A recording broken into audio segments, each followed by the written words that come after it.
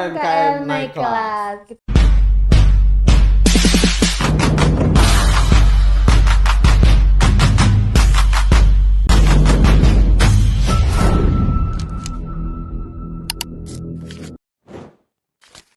Hai Sobat UMKM, selamat datang di podcast Rujak Viral, ruang jujur dan asik buat ngobrolin UMKM yang gak cuma inspiratif tapi juga bisa banget bikin viral. Nah, episode kali ini kita kedatangan tamu spesial nih dari pelaku UMKM yang gak cuma jualan produknya tapi juga punya cerita seru dan menarik dan punya pengalaman bareng sama Rumah BUMN Jakarta.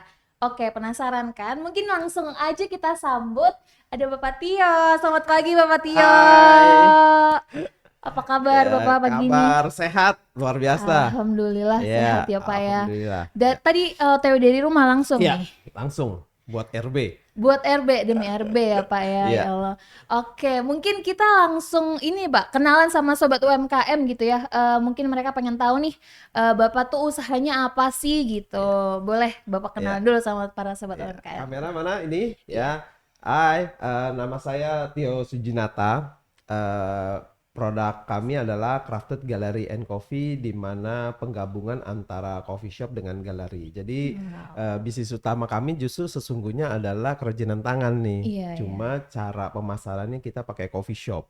Itu Keren, sebab keren, digabung keren. jadi Crafted Gallery and Coffee. Sementara coffee shopnya ini uang cepat. Nah, dapetin duit dulu Iya, nih. iya. Nah, galerinya ini bukan uang lama, tapi uang besar. Wah. Jadi butuh proses gitu ya. Butuh Sedangkan crafted sendiri itu terdiri dari dua kata. Craft sendiri adalah kerajinan tangan, ya. Tooth-nya sendiri dari tote bag.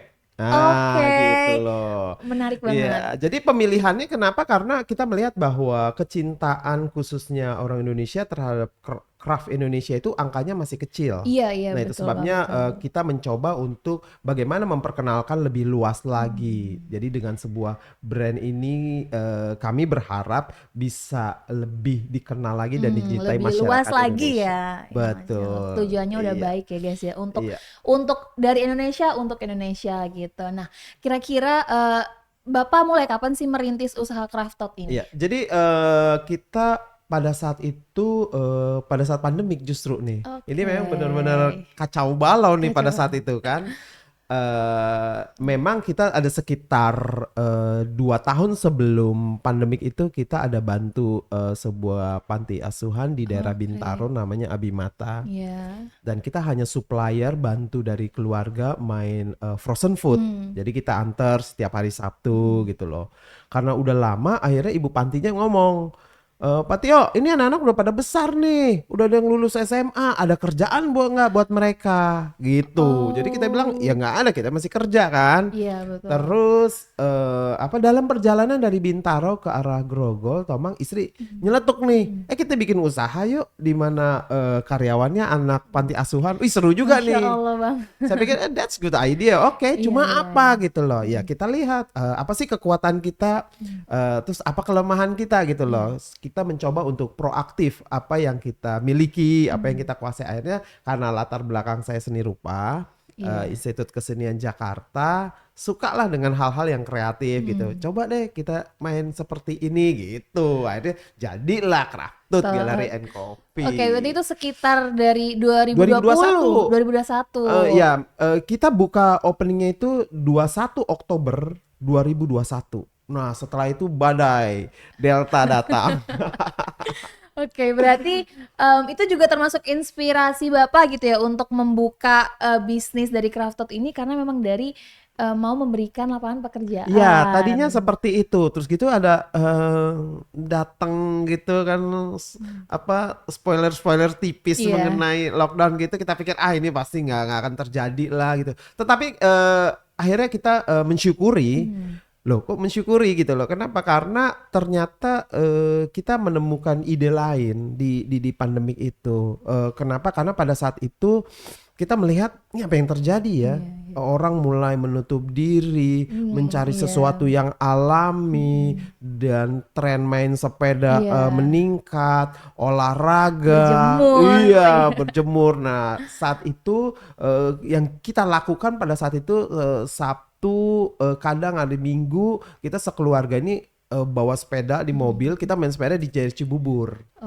hampir setiap Sabtu. Jadi kita tahu lokasi-lokasi yang sepi di mana, bahkan kita buka tenda di situ dari pagi sampai setengah harian gitu kita main sepeda. Nah, dari situlah kita muncul ide. Oh, bagaimana nih hutan yang ada yang jauh itu kita hadirkan di Jakarta. Bagaimana caranya tempat yang kita miliki ini jadikan tempat sesuatu yang alami. Makanya tadi saya bilang kan, Mbak Karina harus datang ke tempat Iya. kita. Dengan hiruk pikuknya I- Jakarta yang Iya, gedung-gedung doang ya Pak ya. betul. Iya ya, Jadi benar-benar. idenya tuh dari situ akhirnya kita bentuk dan akhirnya jadi yang sesuatu yang, tapi saya juga mau ini yang khas Indonesia ya. Iya ya. Bukan tren seperti kayak di luar negeri yang minimalis apa segala macam. Jadi khas Indonesia. Indonesianya pokoknya kelihatan lah gitu loh. Bener-bener emang Seperti itu. menonjolkan sih Iya. khas Indonesianya. Iya, seperti itu. Oke, nah dulu sebelum Bapak memulai Crafted ini Bapak kegiatannya apa? Atau emang dari awal tuh sudah punya bisnis gitu sebelum Crafted? Enggak lah, ketika saya lulus D3 di IKJ ya istilahnya puji Tuhan nilai saya nggak bagus-bagus amat, tapi nomor 2 dari yang bagus lah Itu gitu. mah bagus Bapak. Oh gitu ya. Akhirnya teman saya yang juara 1 nih yang cum laude, dia dapat pekerjaan di daerah Wanaherang Gunung Putri, pabrik mobil Mercedes-Benz. Wow, oke. Tapi dia nggak mau, kenapa? Karena kejauhan gitu. Jadi jatuhnya lah saya gitu loh. Saya mau karena saya suka otomotif kan. Ya udah saya mau ya kerja di situ. Berapa tahun akhirnya saya lihat, wah ini kayaknya gini-gini aja. Saya harus tingkatin. Akhirnya saya ajukan lagi untuk S1.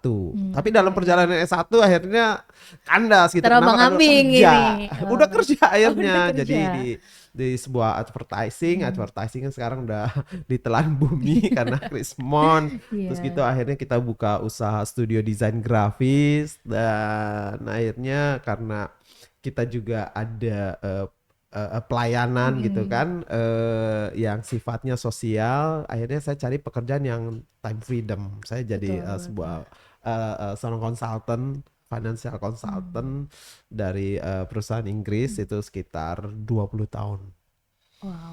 Wow, itu cukup Iya. lama ya Pak ya. Wah itu bukan lama banget itu 20 tahun. Nah setelah itu pandemik datang dan kita berpikir wah ini kayaknya nggak bisa gini nih, kayaknya mesti punya pekerjaan iya. yang bisa buat pensiun. Iya, betul, Artinya betul.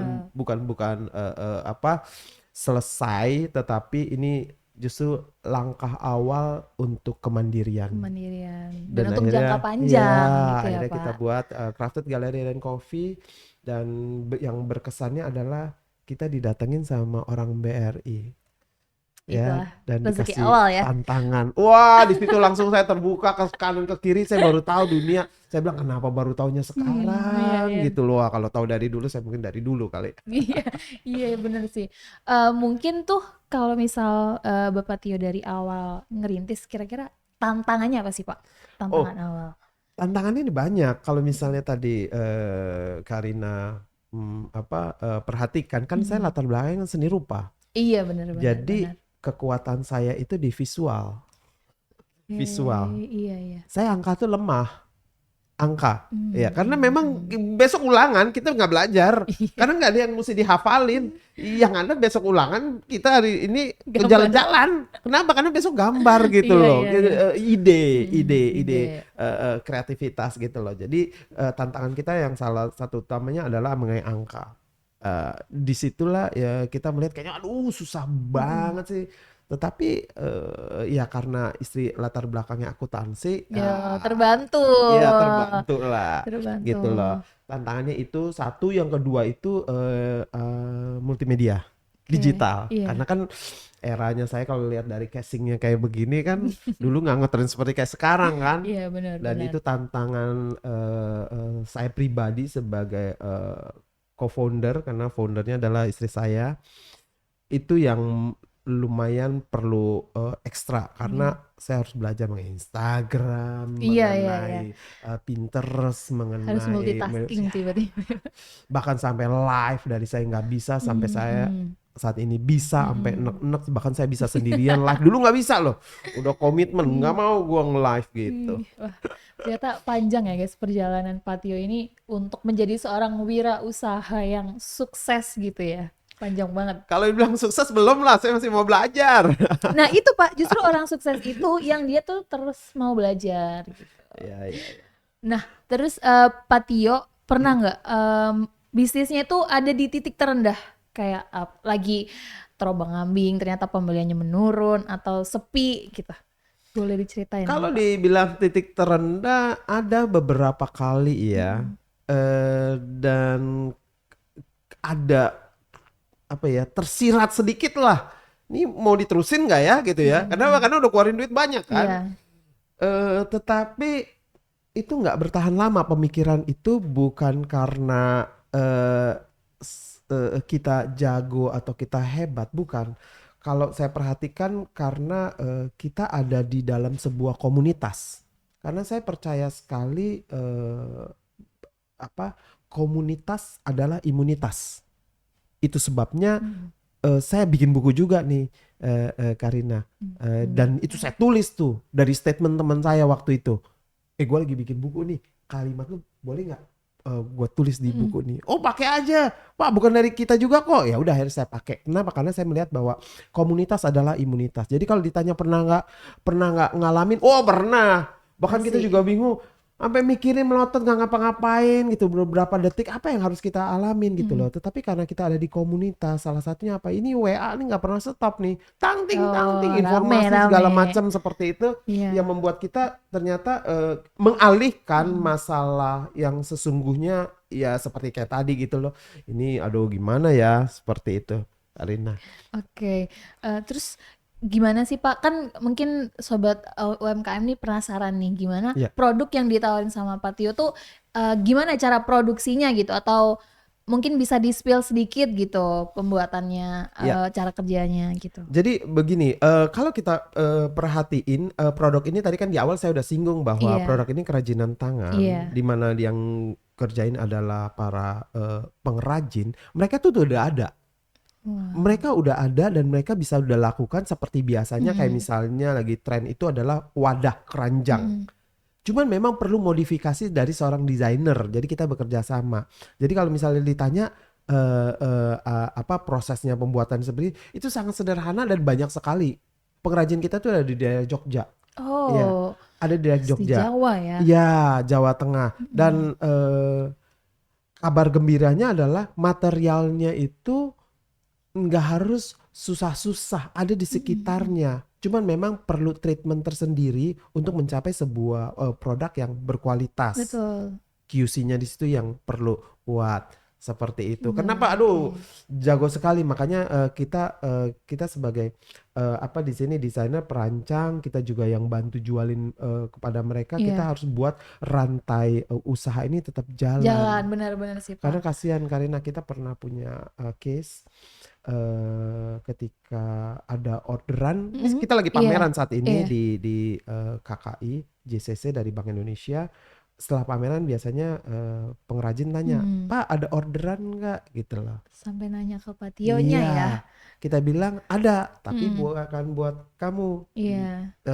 pengrajin bambu, Iya, iya. tapi pengrajin eceng gondok atau pelepah pisang. Coba bikin desain deh.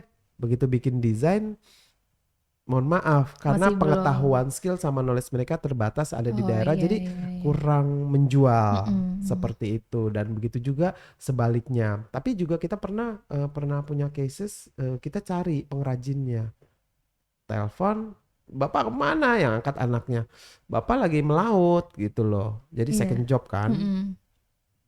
Berapa lama kemudian kita telepon, Bapak kemana sih, nggak ada. Terus nih kamu terus yang angkat, Bapak ke ladang. Iya, iya. Berarti dia lagi panen, Lagi panen. jagung. Lupa, kita akan hubungin lagi. Begitu hubungin, Bapak udah meninggal. Saya bilang ya. Terus kamu diajarin nggak? Diajarin. Kamu mau jalanin nggak? Jawabannya apa? Enggak. Ya, Jadi sayang banget ya Pak.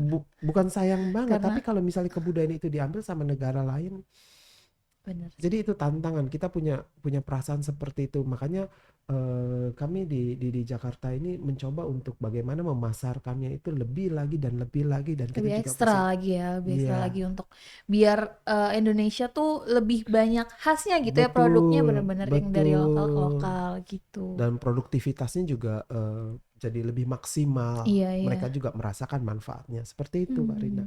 Oke, wow. Ternyata cerita di balik itu bener-bener saya Iya, kaget juga, Miss, ternyata dari Jogja bahkan sampai harus mereka nanya-nanya ke Pak Tio dulu ada orderan iya, atau enggak gitu. iya. Oke. Terus produknya Pak Tio itu apa sih Pak keunikannya biar kayak ini tuh beda loh produk saya dari Ya, produk lain.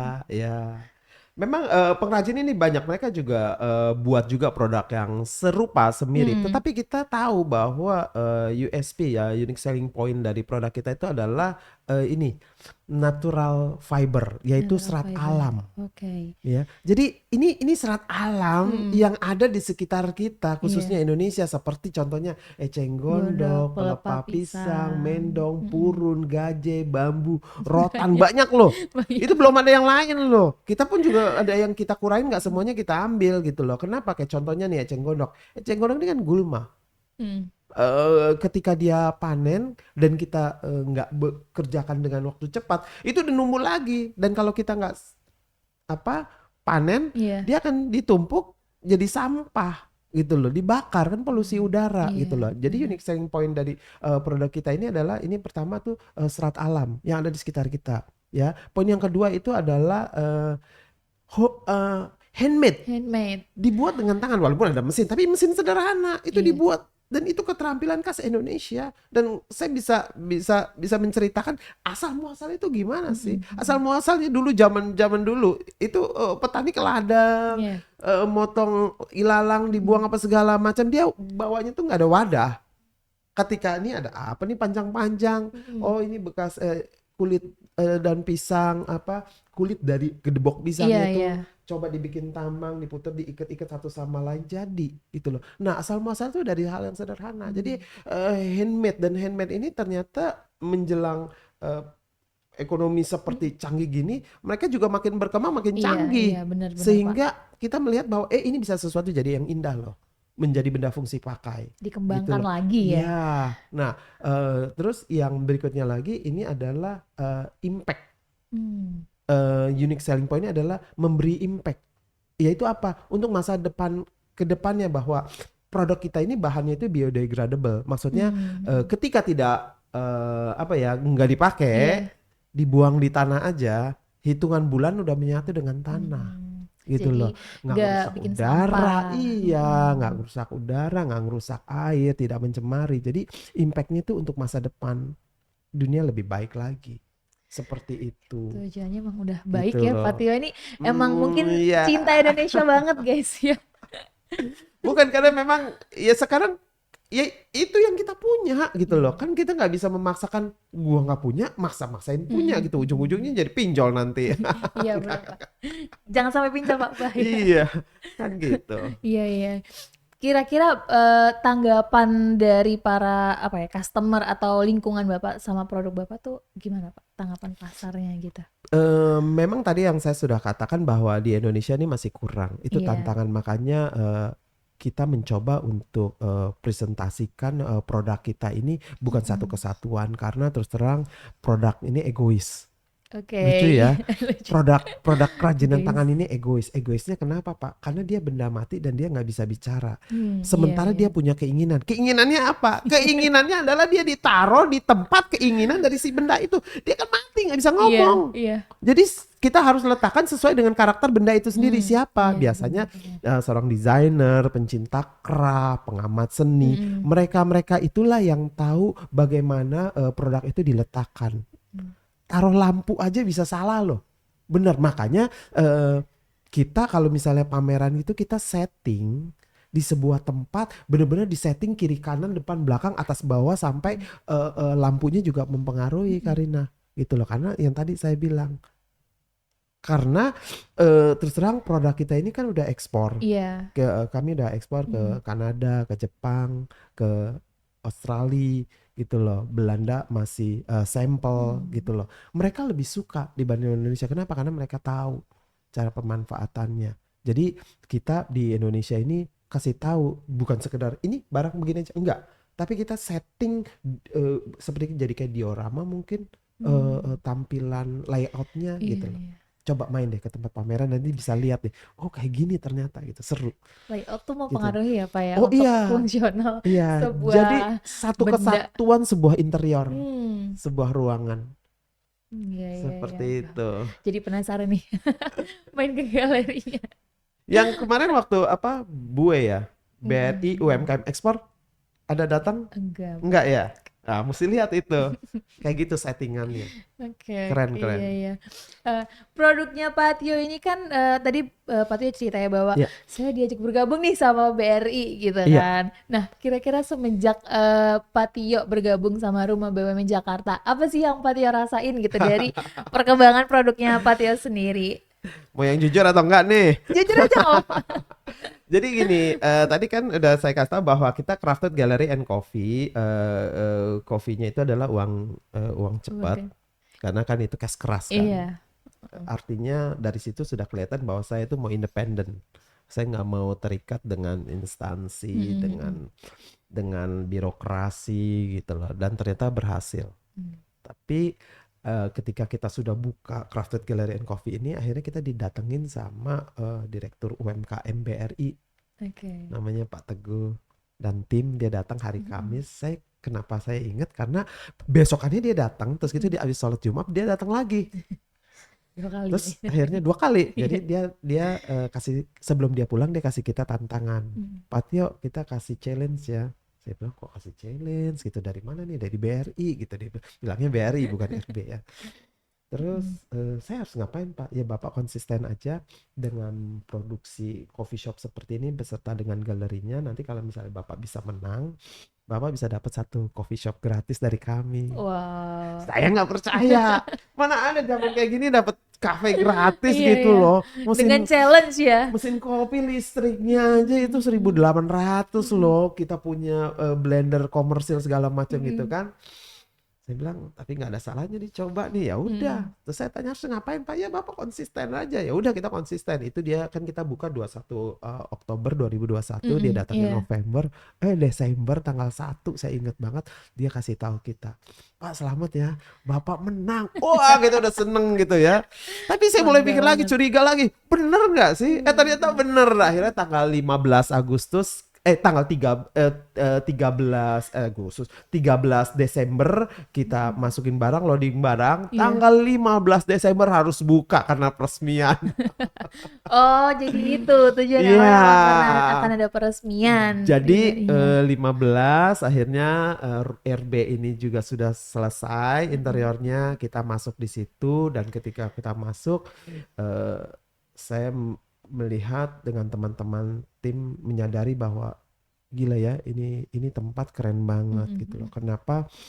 Karena terus terang kita sebagai pebisnis ada hal-hal yang fundamental kita nggak ngerti. Iya, iya benar Pak. Karena selama ini beberapa tahun tuh kita kerja bukan usaha sendiri gitu loh. Mm. Dan walaupun kadang-kadang seperti kayak anak kuliah lah, kadang-kadang Mm-mm. bolos-bolos juga. Jadi setiap hari di RB ini ada kelas. Iya, iya. Jadi di kelas itulah saya sesekali Mm-mm. masuk dan Mm-mm. saya lihat, ternyata harus begini ya, harus begitu Iya, ya. iya. Nah, di situ akhirnya kita, karena kita punya salah satu coffee shop di bawah tuh, yang Mm-mm. di depan Iya. itu, akhirnya kita di situ banyak dapat informasi, dapat pelajaran. Bukan dapat itu aja, Mbak. Ada instansi-instansi atau dari kementerian gitu kadang Jadi suka tahu datang ya. ke bawah ke Mm-mm. tempat pameran, Mm-mm. dan dia akhirnya datang sendiri ke tempat Dan kita. kata. Terjadi transaksi juga. Kayak contohnya BPJS Jakarta Selatan, Iya. kepala cabangnya datang ke bawah ke Mm-mm. rumah Iya. RB, dia masih nggak puas, akhirnya ditanya, akhirnya diunjukin ke tempat saya. Dia datang ke tempat saya 2 hari berturut-turut, dia belanja ini, dia belanja itu, dia belanja ini. Wah, luar biasa Oh, itu. jadi Pak Tio sangat amat merasa terbantu gitu ya Ya, ketika jadi kalau dibantu kesini sama seperti kayak BRI. pulang lagi gitu loh. Terus tadi Pak Tio sempat bahas kelas gitu ya di Iya. RB. Kira-kira Pak Tio tuh pernah mengikuti kelas apa aja sih di RB ini Pak? Dan yang membuat Pak Tio berkesan apa kelasnya itu ada nggak menurut Pak Tio? Oh, bukan bukan ada lagi, banyak. Banyak. Saya pun juga sampai lupa karena kan dulu saya hampir setiap hari masuk kelas gitu loh. Tapi kalau misalnya udah ngerti ya saya nggak masuk Iya, lagi iya gitu loh. Tapi benar-benar. tahun ini pun saya sempat ada satu kali saya masuk kelas di bawah Mm. itu mengenai branding. Oke. Saya masuk. Ya walaupun saya datang, orangnya kok udah beda-beda ya. Iyalah kan baru-baru kan. Iya, iya. Jadi kita pun sering kali karena kita follow Instagram, kita perhatiin nih topik-topik apa yang kita belum kuasai gitu loh. Jadi kita masuk lagi salah satunya adalah mengenai terjadinya itu ketika 2 tahun yang lalu Iya. ketika kita buka coffee shop terus sudah punya 2 di sini Iya. akhirnya 2021 2022 kita punya 4. Wow. Wah, keren kan? Keren banget. Jangan lihat itunya, akhirnya sistem kita lemah. Kenapa? Karena keuangan kita tidak terstruktur dengan rapi. Akhirnya Iya. kita ada rugi sekitar ratusan juta lah, ada Besar ya, sekian Pak? besar Lumayan besar. besar banget gitu loh ya, salah perhitungan terus gitu nggak sistem, akhirnya istilahnya ya bertobat, kembali lagi kucuk-kucuk main lagi ke sini ikut Iya. kelas apa, Kelas kelas finansial sampai akhirnya keuangan kita akhirnya kita pakai salah satu konsultan dari RB juga sampai detik ini untuk Ya. ngurusin keuangan kita. Tadi sempat ada kelas branding juga gitu Iya. ya Pak ya. Iya, Kira-kira kalau menurut packaging. iya Iya. packaging. Terus kalau menurut Pak Tio seberapa membantu sih peran sosial media untuk bisnisnya Pak Tio sekarang? Oh, kalau misalnya peran media sosial sangat membantu. Bahkan yang tadi saya sebenarnya bukan saya nggak suka ya, tapi karena saya nggak bisa. Betul. Kita perjuangin. Sampai detik ini saya masih ikut kelas yang namanya kelas Pinterest. Mungkin kamu udah gampang kali, tapi kalau saya susah bener. Jadi saya masih ikutin tuh. Jadi apa? Setiap hari harus posting gitu loh. Itu diikutin sampai nggak ngerti. Coba ini salah-salah kita terus saja sampai postingan yang udah jelek pun juga gimana cara ngapusin nih kagak bisa segala macam. Tapi saya masih ikutin. Jadi Sampai masih sekarang, Pak? Iya. Jadi kelas media sosial itu sangat penting untuk usaha kita. Kenapa? Karena dia adalah karyawan kita yang 24 jam nggak minta gaji. Iya sih. Sales kita yang memasarkan produk kita 24 jam tidak dibatasi sama negara. Masa pakai paspor untuk pergi, dia pergi sendiri. Itu penting banget ya Pak ya sosial iya, media ini pastinya. Karena dari era yang makin ke sini juga pasti makin digital dan kita juga Betul, jadi harus tertuntut betul, nih bahwa kita harus betul. belajar apa yang kita nggak bisa kemarin. Saya kelas AI aja masih ngikut Gak apa-apa Pak. gitu. Iya, semakin banyak kelas yang diikuti akan semakin banyak Ya, ilmu. tapi ya harus lihat-lihat juga. Kebanyakan belajar nggak cari duitnya, nanti bahaya juga ini. Oh iya. Sekarang udah mulai Iya, pilih-pilih nih, benar-benar. mana yang sudah, mana yang belum nih, gitu. Iya bener. Kalau boleh flashback nih Iya. Pak, ada nggak sih hal yang pengen Bapak Tio sampaikan ke diri sendiri gitu ketika pertama kali memulai usaha ini? Ya, kalau misalnya dilihat flashback itu kadang-kadang kenapa ya baru sekarang, kenapa nggak dari dulu-dulu? Kenapa? Karena ada RB yang fasilitasnya seperti ini.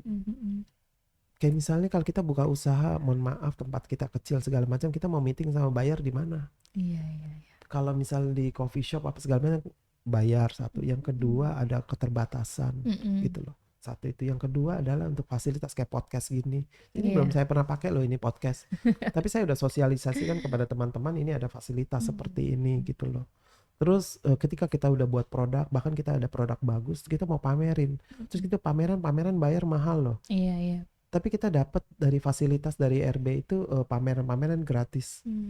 Nggak bayar. Walaupun memang saya juga setuju kenapa ada sistem kurasi, karena pasti akan terbatas. Iya. Tapi dengan kurasi itu jadi memotivasi diri kita untuk lebih baik lagi. Bagaimana cara presentasi? Oh ya, salah satu kelasnya adalah bagaimana bikin itu company profile. Iya.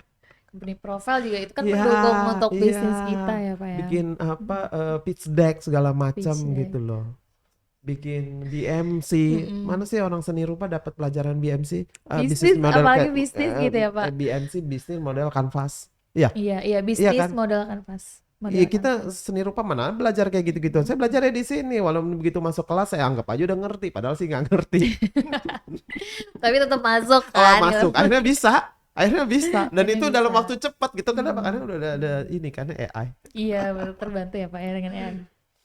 Gitu. Tadi kita udah ngobrol soal titik terendahnya Pak Tio nih. Ya. Nah, sekarang saya mau tahu untuk pencapaian terbesar yang paling membanggakannya Pak Tio sampai saat ini itu ada nggak Pak? Ada sebuah produk yang dibuat oleh kakak ipar saya dan kita pasarin, itu memenangkan Deklarnas Award. Dewan Kerajinan Nasional Iya. Award sebagai serat alam. Ya, Lagi-lagi serat alam yang ya, serat alam. ditonjolkan. Dan kita juga nggak menyadari, Hmm. cuman coba ikut ajukan gitu loh. Dan saat ini ada lagi nih 2 nih, dan ada desain saya juga gitu loh. Ketika itu menang, itu yang membuat saya seperti apa ya? Terus pegang, memang nggak dapat nominal uang ya, tapi sertifikat itu benar-benar luar biasa. Dan saya telepon ke pengrajin, pengrajin cuman bilang apa? Ah, nggak perlu pak gituannya pak gitu. Saya bilang ini kerjaan kamu loh, ya Hasilnya loh, ini nggak hasil perlu kamu. gitu loh. Yang penting ini duitnya aja katanya dia. Tapi yang membuat saya bangga, produk itu ternyata saat ini ada di Jepang, di Osaka World Oh. Expo.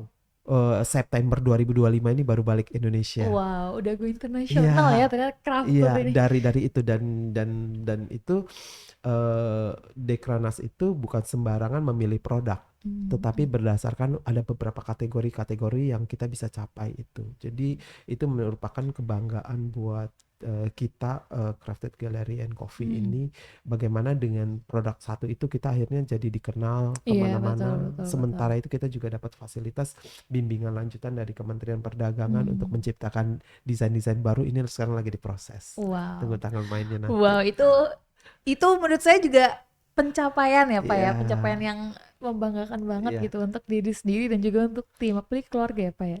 Pas waktu itu juga ketemu sama Pak Jokowi lagi di acara. Oh ini BRI juga. Jadi istri saya kasih, Pak ini menang gitu loh. Langsung Pak Jokowi panggil, difoto, di tag di Instagramnya Pak Jokowi loh. Sampai teman saya telepon, Pak Tio, itu istri lu ada masuk di Instagramnya Pak Jokowi? Hah, yang bener. Pasti kita lihat, iya bener. Seperti Nanti itu. saya lihat deh, saya penasaran nih jadinya sampai masuk ke Instagramnya Iya, Pak Instagram Jokowi. Pak Jokowi.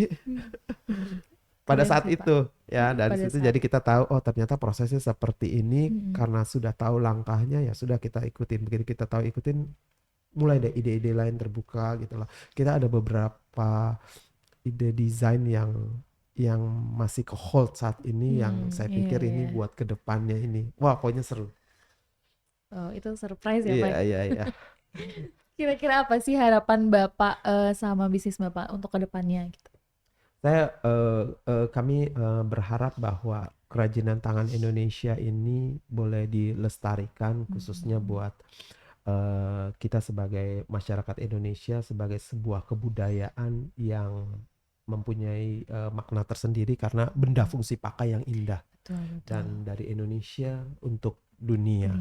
Karena kami pun punya dreams suatu saat kita punya galeri seperti di Tomang itu, ada di luar negeri. Iya, makanya harus datang deh. Aduh, Bapak saya penasaran banget nih. Jadi bukan sekedar produknya aja ada di sana dan dikenal, tetapi kebudayaannya kita juga harus mereka tahu, karena kita juga punya nilai-nilai yang nilai-nilai luhur yang positif.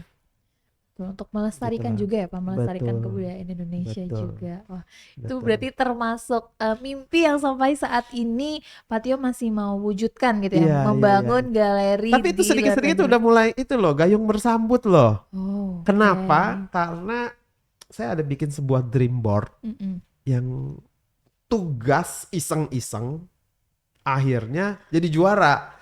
Jadi waktu saya ikut pelatihan, saya juga nggak tahu, disuruh bawa spidol, bawa majalah, sobek-sobek, saya nggak tahu. Dan itu mohon maaf nih, saya nggak sebutin nama majalahnya, masih disegel, berarti saya belum lihat isinya dong. Iya. Jadi ketika pelajaran itu buka majalahnya, begitu dibuka entah bagaimana, yang ada di otak saya, di semua gambar-gambar itu ada di situ. Bahkan negaranya pun juga ada, bahkan kopi sama kopinya ada gitu loh. Karena saya mau bawa, akhirnya saya sobek-sobek, tempel, sobek-sobek, tempel, kasih spidol, kasih garis-garis segala macam itu, udah jadi kumpulin. Begitu kumpulin saya dinobatkan, ini menang, dapat hadiah, wah seneng. Saya lipet-lipet pulang waktu dari Sentul, Hotel Aston Sentul. Begitu pulang, akhirnya coachnya tanya. Dia datang ke tempat kita, mana yang dream boardnya itu? Saya simpan Pak. Loh kok disimpan? Pajang, biar orang lihat. Nah disitulah ketika kita pajang, walaupun malu nih. Iya. Dream kan? Itu jadi gayung bersambut. Makanya saya kadang saya ngomong juga masih ngeri karena nggak pernah dilihat mata, nggak pernah denger, nggak pernah rasakan. Entah bagaimana kayak ada law of attraction-nya itu. Makanya sampai detik bener-bener ini Pak. saya pasang tuh di situ. Setiap customer datang gitu loh, ini gimana caranya? Dan banyak orang yang nggak saya kenal dia datang ke galeri Galeri. kami, dia bilang, Pak Tio boleh dong, saya dikenalin dengan seperti kayak bapak gini, Mm-mm. apa sih itu rumah BUMN. Iya, iya. Saya bawa ke sini Mm-mm. karena jumlahnya banyak, kumpulinnya bikin grup karena ngabisin waktu juga kan jadinya kan, Jadi coach kumpulin. nih nanti Pak Tio. Enggak, begitu dia kumpul, saya kontak ke RB. Mm-mm. Mas Jajang nih, Iya. Mas Jajang lagi ada nggak nih? Ada, kenapa Pak Tio? Ini saya mau bawa orang. Udah kumpul datang ke sini, gitu. Jadi Ikut karena memang kelas. dipajang di sana supaya orang lihat. Setiap saya ada kegiatan, event, sertifikat segala macam saya pajang semua. Jadi orang bisa lihat dan ketika orang mau, ya udah saya ajak. Bagi saya juga nggak masalah juga. Kenapa? Karena the more you give, the more you get. Wow, betul. Dan Betul banget, ternyata Pak. itu sih benar-benar gila loh. The more you give, the more you get itu. Mm-mm. Ternyata teman jadi makin banyak. Nomor WA juga udah mulai angka-angka yang nggak saya hafal, nggak semua bisa hafalin juga. Mm-mm. Itu benar. Saya Bener-bener, tulis Pak. juga di buku itu. The more you give, the more you get. Selain kita memberi orang pasti akan Oh dapat iya, banyak iya. Ya kita nggak memberi, manfaat dia yang bisa dari kita dapat. Instagram sekarang, bisa dari Pinterest, juga dari YouTube. Mm-mm. Seperti ya udah, ya kasih aja. Toh kita juga siapa tahu Karina adalah, karena saya juga pernah dikasih orang luar biasa sampai detik ini saya nggak punya nomor WA-nya loh. Sampai nyesel-nyesel. Mesti coba dicari gitu ya. Siapa tahu Karina family jauhnya. Ya benar-benar plot twist gitu ya. Plot Iya. twist yang kita nggak tahu itu keberuntungannya datang dari mana aja. Iya, karena waktu kita mau buka coffee shop sama galeri ini saya survei. Kebetulan ada keluarga di Jawa Tengah, ada di Surabaya, ada di Batu Malang. Ya kita pergilah tanya sama mereka mana kafe-kafe yang bagus gitu. Ya kita datengin. Iya. Begitu satu tempat ada satu kafe di Surabaya. Kafenya kafe mahal, kafe bagus. Katanya lagi ngetren, ya udah kita datang. Istri udah bilang karena diajakin keponakannya. Iya. Kita udah survei, udah selesai nih, udah malam nih ya. Jangan survei lagi nih, nggak enak nih. Tapi yang namanya dasarnya orang mau bikin coffee shop, Betul. datanglah ke barnya, ngeliat-ngeliat. Tanpa saya sadari waktu saya lagi lihat-lihat gini, ada orang deketin saya, nyeker. Saya bilang, kacau juga ini, kafe mahal, ada Tapi orang deket nyeker nih. Nggak taunya dia siapa? Tangan kanannya bos. Saya lagi lihat, dia di sebelah saya, dia bilang, tertarik juga Pak sama kopi? Enggak, saya lagi lihat-lihat. Nah, singkat cerita ngobrol. Begitu ngobrol, dia kasih semua ilmunya semua. Kita sampai geleng-geleng kepala setelah kita pulang dalam perjalanan di tol, kita sampai mikir, kok dia kasih ya, baik banget ya. Istri juga tanya lagi, apa yang paling signature di sini? Breakfast kita Pak. Malam loh itu ya. Dia panggil kepala chefnya, bikinin breakfast. Pak ini kan malam, bikinin. Sampai gitu loh. Siapa sih kita? Iya. Begitu dia bikinin kita makan. Oh iya bener enak juga nih. Istri nanya nyeletuk, nih daging smoke beefnya beli di mana nih? Iya ya, kita belinya di mana ya? Tanya. Oh ini pakai link di Tokopedia. Dikasih linknya, dikasih handphonenya gini sama istri saya, di capture. Bener-bener dikasih ya Pak ya. Iya. Tanpa... Di situ kita sampai geleng-geleng. Pertanyaannya adalah, apakah produk itu kita pakai saat ini di kafe kita? Enggak. Bukan karena saya takut niru, tetapi saya juga nggak ada kebutuhan, dan saya nggak pakai. Cuman saya berpikir, kenapa ya saya nggak catat nomor handphonenya dia sebagai ucapan terima kasih kita. Dan dia banyak cerita mengenai coffee shop, konsepnya seperti ini, konsepnya harus kayak gini. Kenapa? Karena konsep coffee shop ini berjamur sekali. Sampai detik ini pun juga berjamur. Tetapi yang bisa bertahan itu sedikit. Dan ada teman saya yang gulung tikar, dan kita pun sesama teman coffee shop juga ngeri juga. Iya. Itu kan dengan duit kecil kan. Betul. Dan saya menyadari, saya dengar kata-katanya dia, bagaimana sebuah coffee shop itu yang paling penting adalah sebuah konsep.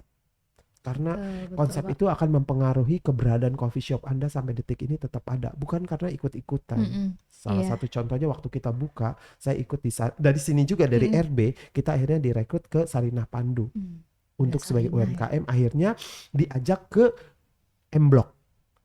Pencipta M-Block dengan Pak Handoko. Pak Handoko tahu saya punya coffee shop, dia tanya, Pak Tio, ayo dong buka di sini. Jawaban apa saya? Nggak mau. Nah, kenapa? Karena ada filosofi kopi, ada titik temu kopi di mana di mana artis-artis besar. Tapi waktu saya cobain kopinya, mohon maaf nih ya, nggak jauh beda sama saya, beda-beda tipis, bener.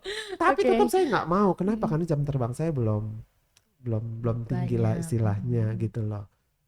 Dan semenjak saat itu saya juga berpikir bahwa orang yang tadi di Surabaya itu konsepnya dibenerin dulu. Saya benerin dulu sampai akhirnya ada kopi yang benar-benar terkenal deket dengan kita. Wah, Harganya saingan. lebih murah daripada kita.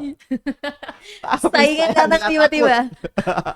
Kenapa? Karena kita nggak jual Hmm. kopi, kita jual meeting point, kita jual pelayanan, Mm-mm. kita jual servis gitu loh. Dan sampai detik ini ya, puji Tuhan, omsetnya naik serius. Wow. Walaupun belum break even ya, Iya. tapi nggak apa-apa, saya optimis. Karena omsetnya naik, ada dia loh. Padahal dia dekat. Dulu kan saya bilang saya nggak mau head to head dengan dia. Kenapa? Karena kita pasti akan kalah. Tapi kalau konsep kita udah benar, kita nggak bakalan takut. Jadi nggak ngikutin orang. Benar. Karena saya datang ke tempat dia, kopi susu Belarennya berapa? 25. Murah. Roti bakarnya 15.000. Ada paket, Pak. Jadi 35.000. Saya Iya. bilang, Pak. Oh. Tapi Oke. saya nggak takut gitu loh. Dan saya lihat customer yang datang di sana, Iya. ya, akhirnya dia juga datang ke tempat kita sampai detik ini gitu loh. Hmm. Jadi kita melihat bahwa ini masalah bukan soal harga. Ini masalah bukan soal Betul angka sih, Pak. gitu. Betul. Jadi Emang kalau maksudnya juga konsepnya nggak soal harga, konsep juga harus main dan betul. nggak cuman menu gitu yang kita tingkatin gitu ya. Mulai dari Betul. layanan tadi seperti yang Pak Tio bilang. Betul. Oh. Betul, so akhirnya kita tahu gitu, oh ya sudah, jadi enjoy, nikmatin gitu loh. Jadi nggak perlu takut di dalam menjalankan sebuah bisnis ini. Kita juga harus kuat dulu sehingga tidak terombang-ambing, karena sama sekarang ini kan zamannya eranya VUCA kan. Kamu tahu VUCA? VUCA, eh, VUCA singkatan dari volatility, naik turun, U-nya uncertainty, nggak jelas, Hmm. C-nya kompleks, nyambung sana sini, A-nya ambigu ya. Oh, jadi Kan nggak pasti bisnis tuh udah kayak kemana-mana. gini gitu loh. Hmm. Kita hadapi seperti itu kan. Kalau kita bisnis di era VUCA itu pasti akan bingung Iya sih. gitu loh. Dan saya tahu VUCA ini baru 2 minggu yang lalu baru tahu, kan konyol. Emang harus punya prinsip Iya, dari diri jadi sendiri ya, Pak. kita harus cari ininya, solusinya. Oh, wow, pasti bisa tuh. Iya, Oke, mungkin gitu. bisa Pak Tio kasih pesan ke UMKM lainnya gitu yang saat ini tuh mereka sedang berjuang gitu atau mereka tuh lagi down gitu, gimana sih Pak? Ya. Kasih pesan mereka biar mereka tuh bisa semangat kayak semangatnya Pak Tio gitu. Gitu ya.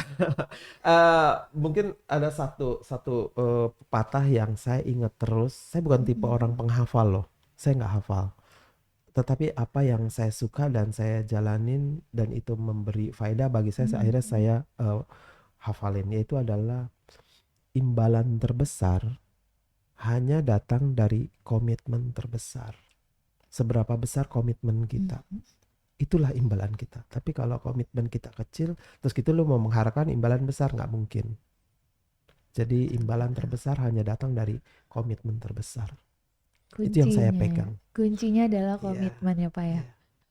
Apapun gitu loh, walaupun kadang-kadang capek gitu loh, loading barang bilangnya jam 10 harus masuk, standby-nya akhirnya 2:30 subuh. Pagi-pagi harus datang karena opening Iya. ada RI1 datang. RI1. Pernah itu. RI1 ya Pak, langsung RI1 gitu ya. Iya. Pernah. Jadi ya yang namanya komit, kalau misalnya bilang capek ya capek, tapi kalau misalnya memang kita ya nikmatin. Itu pengalaman. Makanya kalau misalnya datang nanti di tempat saya itu name tag saya itu banyak, tempelin tuh. Jadi itu bukan sekedar berantakan, tapi itu adalah historinya kita. Oh, yang ini nih kita pernah untung jualan kopi 35 juta sehari, serius. Itu bisa bikin semangat ya Pak ya. Ini kalau yang dilihat. rugi nih gitu loh. Pembelian cuma 50.000, anak saya datang jajan 200.000. The more you give, the more you get. Yes. Mungkin itu ya Iya. buat Bapak Ibu juga para sobat UMKM gitu. Komitmen kuncinya, komitmen, nggak boleh ragu sama produknya sendiri gitu ya Pak. Iya. Kira-kira dari Pak Tio ada nggak kesan untuk Rumah BUMN Jakarta? Rumah BUMN Jakarta bisa dibilang sangat banyak membantu saya secara pribadi ya, dan saya berharap rumah BUMN ini harus tetap ada, biarlah teman-teman UMKM lain bisa menikmati juga apa yang saya pernah rasakan. Betul. Dan saya berharap bisa lebih berkembang lagi, Hmm. dan mungkin ada fasilitas-fasilitas lain yang waduh mungkin jadi training center Iya. yang luar biasa sehingga teman-teman UMKM merasa tidak sendirian. Sukses buat Rumah Bener-bener. BUMN BRI. Iya, iya. Mungkin itu juga biar sobat UMKM bisa belajar gitu ya dari Pak Tio yang menikmati semua fasilitas atau bahkan kelas yang diberikan Rumah BUMN Jakarta ya Pak ya. Kalau boleh satu kata gitu yang menggambarkan Rumah BUMN Jakarta itu apa Pak? Dan kenapa? Rumah BUMN Jakarta keren.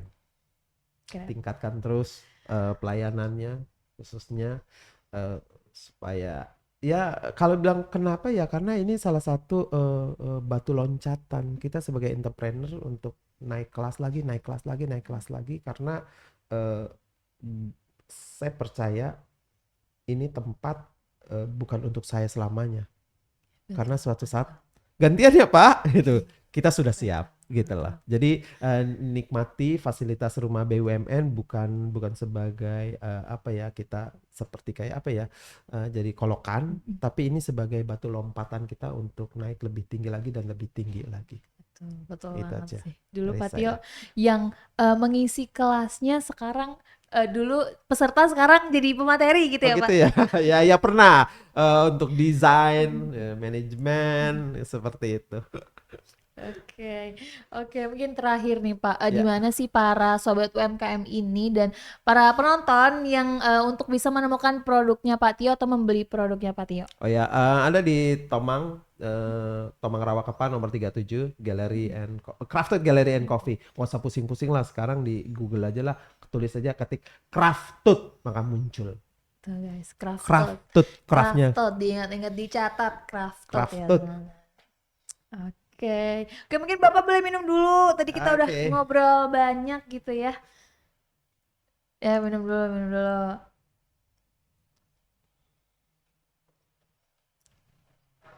Saya juga minum dulu biar.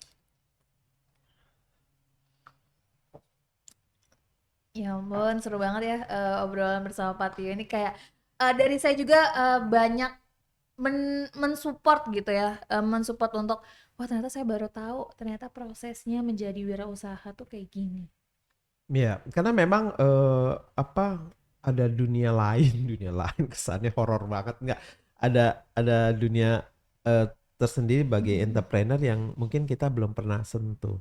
Sementara di pelatihan-pelatihan yang RB sediakan itu kan coachnya itu bukan orang biasa.